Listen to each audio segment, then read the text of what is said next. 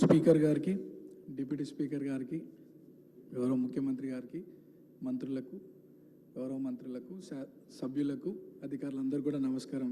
Speaker sir, first time మాట్లాడుతున్నందుకు చాలా హ్యాపీగా feel అవుతూ మీకు ధన్యవాదాలు తెలియజేస్తూ, గత 2 సంవత్సరాల క్రితం ఇదే సభలో గౌరవ ముఖ్యమంత్రి గారు ఒకానొక సందర్భంలో పేరు ప్రస్తావించడం, 2 సంవత్సరాల లోపే ఇక్కడ ఈ సభలో తోటి సభ్యుడిగా రావడం చాలా అదృష్టంగా, గౌరవంగా భావిస్తూ అధ్యక్ష, మా సామాన్య కుటుంబం నుండి వచ్చినటువంటి నాకు ప్రజాసేవ కల్పించే అవకాశం కల్పించినటువంటి మా ముఖ్యమంత్రి గారికి, కాంగ్రెస్ పార్టీ పెద్దలకు ఈ అవకాశాన్ని స్వాగతిస్తూ మా ప్రాంత ప్రజలందరూ కూడా నన్ను ఆశీర్వదించి సభకు పంపించడం వల్ల అందరికీ కూడా మనసారా కృతజ్ఞతలు తెలియజేస్తూ, సార్ ఈ సభలో మాట్లాడే ప్రతి మాట, ప్రతి అంశం కూడా ప్రజల జీవితాలతో ముడిపడింది కాబట్టి సభ గౌరవిస్తూ, సభ మర్యాదలను పాటిస్తూ ముందుకు సాగుతానని, మా ప్రాంత ప్రజల యొక్క సమస్యలు పరిష్కరించడానికి గౌరవ ముఖ్యమంత్రి గారి ఆశీస్సులతో, సలహాలు, సూచనలతో మా ప్రాంత ప్రజల సమస్యలు పరిష్కరిస్తూ వారి సంక్షేమ అభివృద్ధి కోసం సాగుతాను ముందుకి,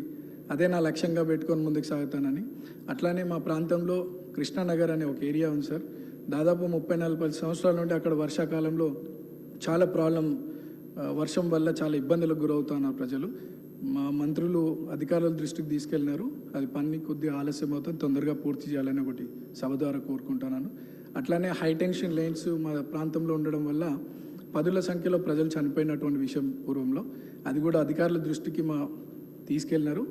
అది కూడా అండర్ గ్రౌండ్ కేబులింగ్ ఫాస్ట్గా చేస్తే ఆ ప్రాంత ప్రజలు సురక్షితంగా ఉంటారనేది ఒక సందేశం మీ ద్వారా అందిస్తున్నాం అధ్యక్ష.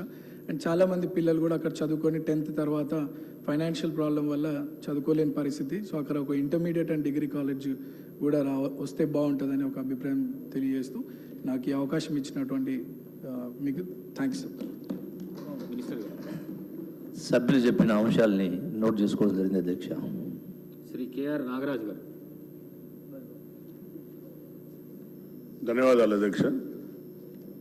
గత నెల జరిగిన మోంతా తుఫాన్ వల్ల అధ్యక్ష, మనందరికీ తెలుసు, కాకతీయుల కట్న మహానగరంలో